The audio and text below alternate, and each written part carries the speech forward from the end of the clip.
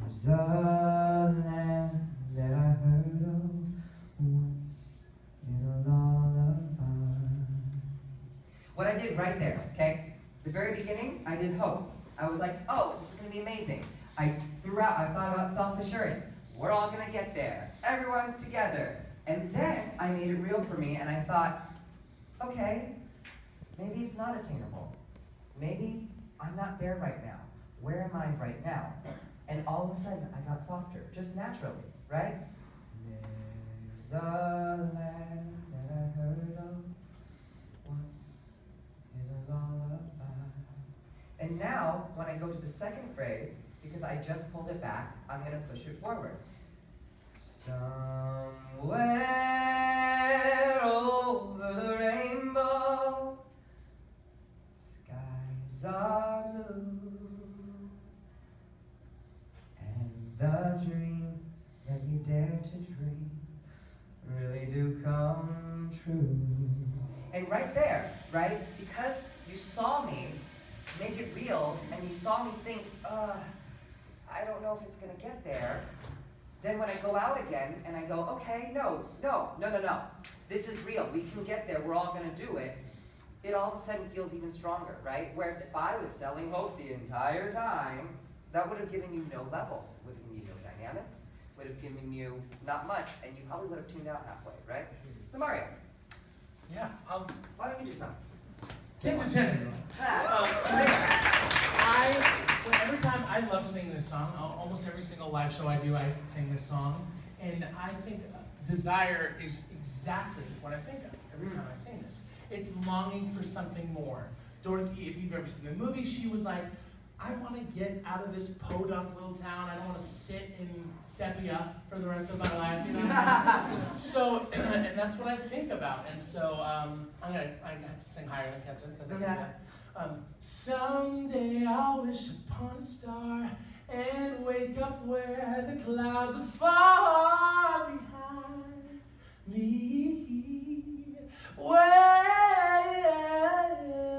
troubles melt like lemon drops away above the chimney tops. That's where you'll find me. Like just dreaming, longing for something more. You know what I mean? So now, isn't that interesting? That we took the same song and we naturally gravitated towards two completely different words. They're related in some places, but it's very different. For me, this song is actually from the other side of it. I use it from, I'm already there, and I'm going to tell you. And I'm going to tell you that it's okay, and I'm going to tell you that we're going to get there. And then I go back and forth, and I'm like, I've been where you were, and we're going to get it together. Whereas you are on the other side. 100%. I think about like all the things that I want from life. Like, you know, it's just like, I sang this in college, and I was like, oh, I want to like graduate and be doing music as my profession. And now it's like, I would love to be touring the world and singing for whatever, you know what I mean? And that's what I want, and that's what I think about. I'm like, oh, just think of like at the end of the road, like what it's gonna be and what you dream of it to be. You know what I mean? So, yeah. And what's interesting and what's important is that throughout the entire song, you're going to move through those emotions, right? And you're going to need to find, what I do oftentimes in a song is I'll write out, you know, let's say the lyrics are all here, and I'm like, someday I'll wish upon a star, right? And then here's the last chorus, somewhere over. And I'll go through, and I'll be like, these are the words that hit me. Yeah.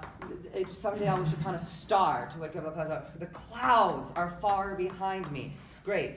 Somewhere over the rainbow. Great. Well, rainbow's too easy, so I'll do somewhere. Okay? You know, so I'm like, okay, what are the most interesting words that I can pick out of this? Great. How do they make me feel? How do I get to them? So the clouds, I think about like things that really bring me down. And I'm like, what are the clouds? What are the hardships that I have?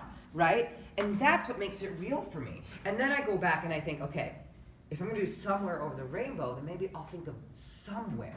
Because then that's different than what I did before, because I already said somewhere over the rainbow.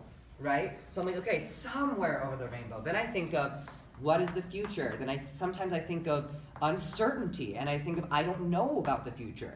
And all of a sudden that becomes a completely different song, right? And you have to have that arc. And when you really look at it and you look at the entire song, then you can say, all right, I started this song being really sure of myself.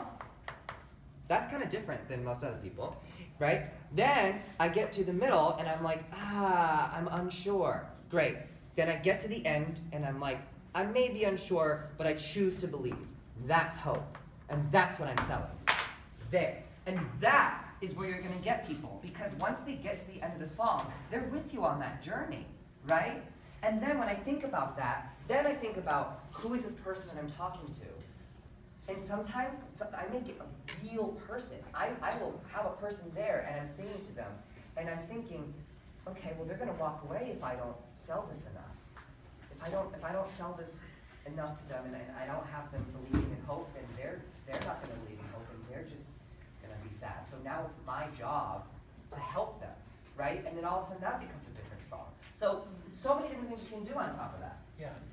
With that, I want you to know, with the whole idea of the audience being with you, I want to elaborate on that. Yes. So it is so crucial to know that when you walk out on the stage, it's going back to nerves. Everyone's like, oh my gosh, everyone is looking at me, everyone is looking at me, everyone is looking at me, oh my god, oh my god, oh my god. Like, that's what's going through your head. It's going through my head. It's going through Kenton's head. But the thing is, everyone in that audience wants you to do well. That, and the auditioners, you know, oh my gosh, they're gonna say they want me to fail. No, they don't, because their job is much easier when you win. You know, it's just like, okay, I found my killer soprano. I found my awesome baritone. Like, you know, it's just like, you have to remember that. And it's a lot easier said than done, because when you walk into these auditions and you see people sitting at our table looking like they hate every aspect of their life, you're like, yeah, okay, well, I can't wait to sing for you. Like, just like, I'd rather just not. And so, but they want you to do well. Like, that's why they're there. That's why they want amazing singers like all of you. You guys would not be at this festival if you weren't. And it's just, and when you're doing a solo, like, you just have this hope. Like when you hear, the first time I heard the SoCal vocals, everyone knows SoCal vocals from USC. They did Bang, they said they were gonna do Bang Bang. And I was like, oh, that is gutsy. That's just like, you know, Ariana Grande and Jessie J are some of like the most powerhouse, you know, they're huge vocalists. And so they said, oh, we do Bang Bang. And I was like, okay, get it. Like, I'm just like, not doubting, but like, I just hope, I want that soloist to be fantastic. Then this girl named Malia Savets steps out, she's like, I got a body. And I was like, oh, yes. Like, it's so rewarding for us as an audience to hear you guys kill it, you know? And that same for an audition. So get that out of your head. That was the biggest thing growing into, I don't know if you want to, like as like that was my thing. So now every time I go into an audition, and if you go into music as your profession, you will audition for almost everything that you will ever do. And so it's, you know, you're constantly auditioning. And so now if I go into an audition, I did my homework. I know that I can sing this song. I know what I'm going to do this time. I know what I'm going to do differently. And now it's out of my hands. You know, and it's the way I look at it is just like, you're going to walk into this room and they're going to like you or they're not. It's not, you know, it's completely, you know, like they might not like, you know, a big guy or, you know, a shorter guy, Asian guy with glasses. They're like, oh, I hate glasses. You know, like, you never know. But all you can do is go in there and put your best foot forward. And that no one will ever fault you for it. And then you can put your head to rest easy then. And honestly, like, you think about movies, right? You don't go into a movie being like, well, this movie's gonna be terrible. I just paid a bunch of money for this. Why did I come here, right? You go to a show, you want it to be great, right? And you put yourself in those shoes, and you really think about it, and the people that are coming to watch you, the audiences, I mean, as performers, we are very sensitive people. are. You know, that's what makes us good performers. We're very sensitive to everything that's happening. I can see, you know, everything.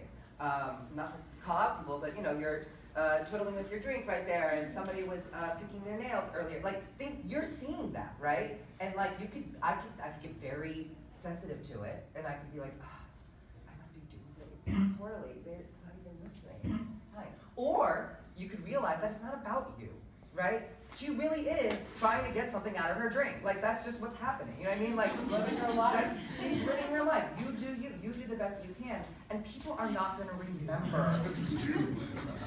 You know, people are not going to, that was just you. You know, people are not going to remember all the technical things that you did.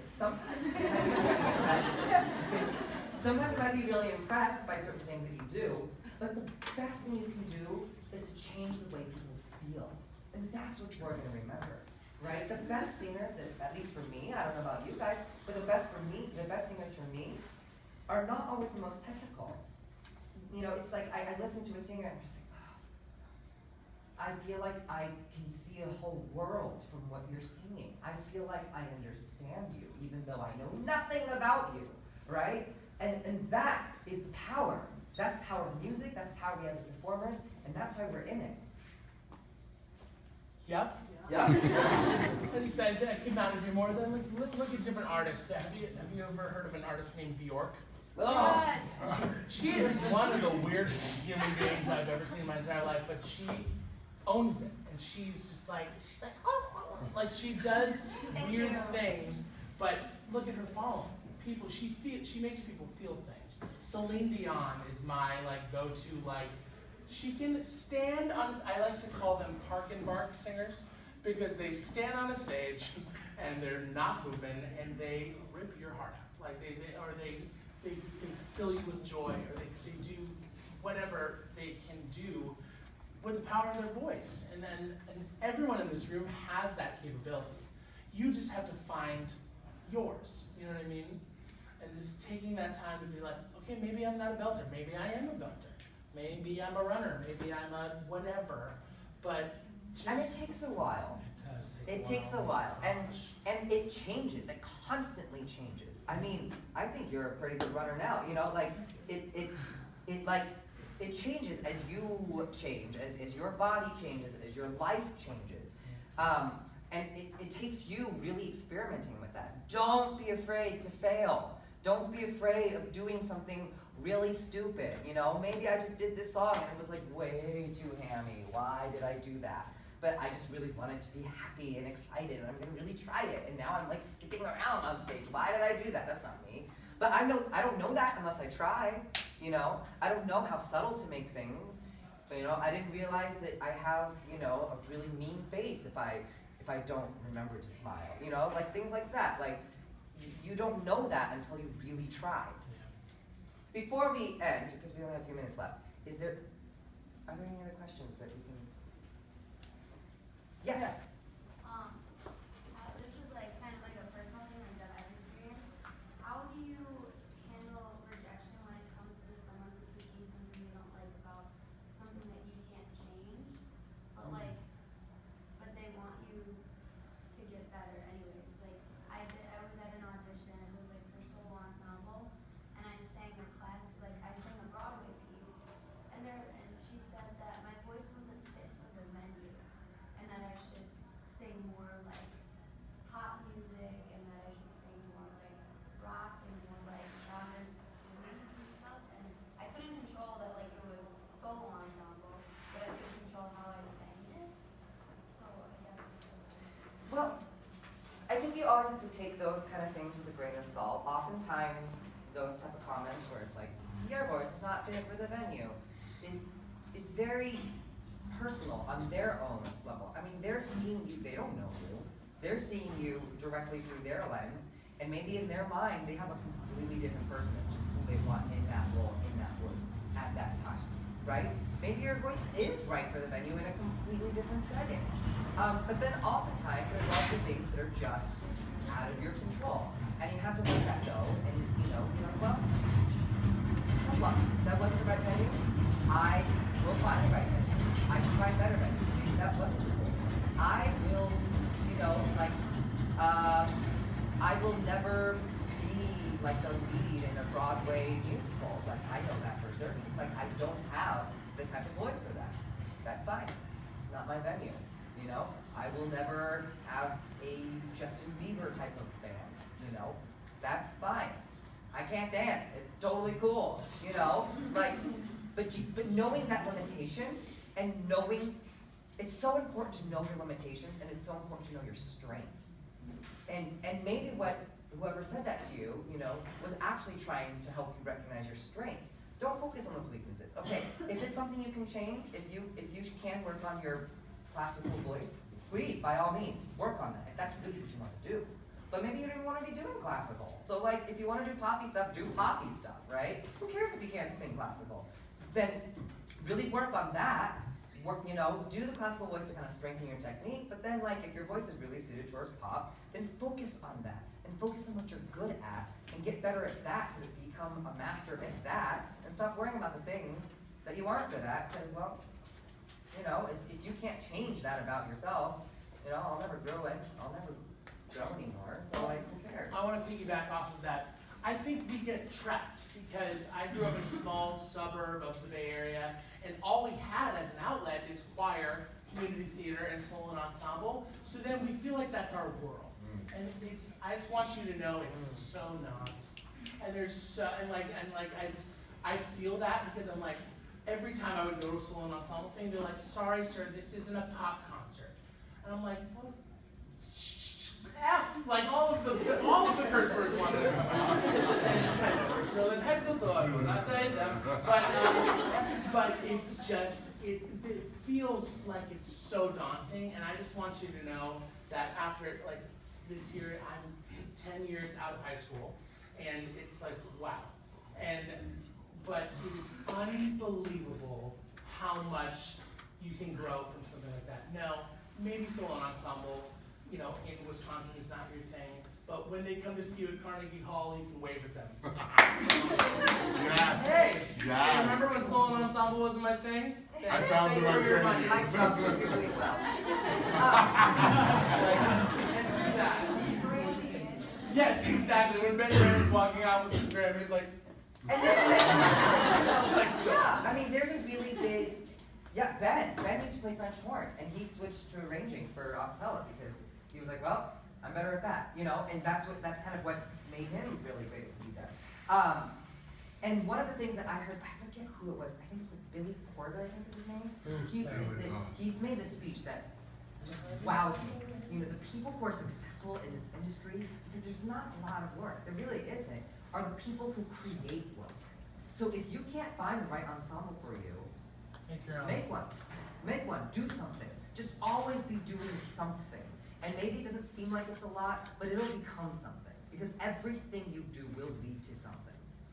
yes. Yes? I'm not saying you guys aren't celebrities, but you're like more low key. How do you feel like when you see like a big time celebrity, like when they come see you perform and do you talk to them? Like how do you interact with Hey, them? can I? Yes, go ahead. So I did a show in LA, and there's a lot of like groups of like singers in LA. There's like session singers, and then there's like the people that sing backgrounds on The Voice and stuff. I walk up. It's this smaller than this room, tiny little acoustic venue in West Hollywood, and I sit down on my stool, and it's me and a guitarist, and in walks three of these session singers. One of the girls being the background vocalist on The Voice. Another girl that was on Glee, Amber Riley, Mercedes, and then JoJo.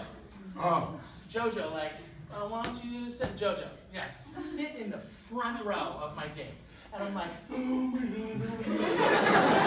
I was like, what am I gonna do? And then I'm like, that was when everything turned on. You can't do a riff that they can't do, so don't do riffs, Mario. Don't belt because Mercedes. And like they will know everything you're gonna throw at them. So I literally had all these ideas. It was like an R&B showcase night, and I'm not the best at R&B, but I literally threw all of it away. I went up to my mom and I was like, Mom, JoJo is sitting in front, right there. And she's like, well, do you? And I was just like, oh, Mom, thank you, Mom.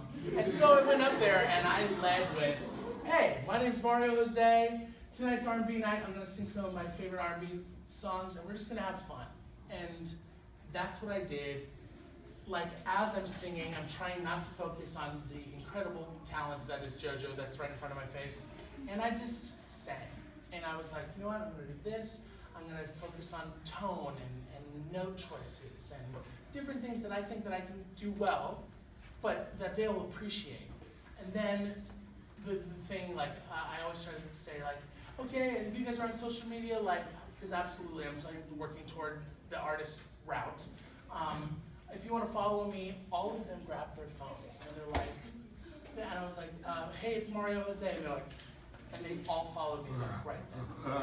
And so then I'm like tweeting them like, oh my god, and then like, I don't think I'll ever stop being a fangirl or fanboy or whatever you want to call it. And so I'm starting to walk out of the venue, and this little arm reaches out, and she goes, I'm obsessed with you. And then I turn around, and it's JoJo. And I was just like, hi, that's so mutual. Like, it just like turned into like Heimlich from A Bug's Life. Like, oh, bread and cookies, you know? Like, he was like, ah. And she's like, you were great, and you just were tasteful, and I really liked what you did. Can I buy you a drink? And I was like, yes. And so, and like I made a joke about my drink, and I was like, I need this rum and coke because all these singers in here make me nervous, and like, and she's like, rum and coke, and I was like, yeah. And so we just sat and talked about music, and what you have to remember is they're human. They are so human, and it just really, if you are just putting yourself forward, and I think this has proven very successful. He just did an amazing session last week. I don't know if I can say who with, but a very good session. And like I happened to be at a show, and my friend does backgrounds for Meghan Trainor, and so we were sitting there, and she was like, great. And then I was at lunch. Oh, we were watching her do backgrounds for Rita Ora because my friend Jess. She does everything. She does it. She does Nick Jonas. She does Rita Ora. She does Meghan Trainor, and she is just a fantastic person, as well as an amazing vocalist. That's why she's getting hired. Anyway, so I'm going to see Jess sing back into Rita Ora, and I turn around and there's Meghan Trainor, and she goes, oh my gosh, I finally get to meet Mario Jose. And I was like, what? I started cursing at her immediately. I was like, F you, Meghan Trainor, you don't know who I am. And she was like, F me, F you. And that's how we started. So we just laughed about it because I was so in shock. And that was solely, I did a YouTube cover of All About the Bass with Acapocalypse from Pentatonics. Just put it out there, like just, hey, you know what, we're gonna do this. And then it just Create work. Creating your own work. And then I happened to be at lunch with Jessica, and she was just like, she got a call from Megan. She's like, what are you doing? She's like, I'm having lunch with Mario. She goes, great, finish up and come to the studio. And so now we're doing backgrounds on her new album. Congratulations. Completely, thank you. So completely just putting out good energy, and when you're in those situations, being prepared. Just like, I know I'm not like the best vocal. I will never say I'm the best vocalist in the world, because there always will be more singers that can sing circles around us, technically or anything. But I know what I can do, and I won't waste anyone's time. And I'm like, I'm here, I can do a great job, and if I'm not the right person for you, that's okay. Let's just hang out, you know, like. And just remember that everybody you interact with has pretty much been in the same position that you guys are in now. Oh my gosh. You know, and like really aren't that far removed. I mean, like I still feel like I just came out of high school, and like, and in high school, like I was going up against people who were like great classical singers, and I was the guy who sounded a little jazzy, and there wasn't jazz in my school, and so I was just always like, oh, here I am, you know, and like, but then I got to college, and I was like, oh, here's my people, this is jazz, and then I like learned from that, you know, but you just gotta hang on tight, and you gotta realize that when you meet celebrities, they probably also felt that same way too, and probably still do. They probably still feel like they have something to prove, a lot. Which is so funny because Kenton won't brag about himself, but he opened for Ben Folds on a tour, like a full-length tour, fresh out of college or into college still. Like, it's just huge things, and it's like, it's just knowing what you can do.